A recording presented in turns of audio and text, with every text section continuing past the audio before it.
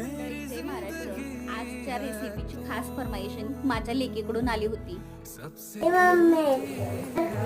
सांबार आणि वडा बनव की. रेसिपीची कोणती पूर्वतयारी नव्हती, तरी पण म्हटलं लेकीने एवढे फरमाईश केलेली आहे आवडीनं, तर चला म्हटलं घरातल्या साहित्यामध्येच ही आजची रेसिपी बनवूया. आणि बरेच दिवस झालं काहीच बनवलेलं नव्हतं, म्हटलं शूटसुद्धा करूया त्यानिमित्तानं थोडंफार, आणि लेकीची पण फरमाईश पूर्ण करूया म्हणून मी इथे तयारीला सुरुवात केली. पण झालं असं की तयारी अर्ध्यापर्यंत आली आणि नुकतंच श्रीषाचं ॲडमिशन झालेलं आहे आणि एकच आठवडा झाला तिच्या शाळेला.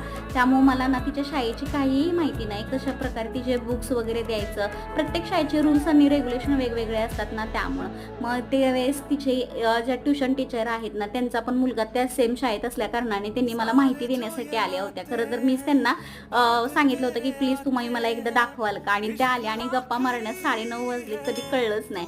तर रेसिपी तर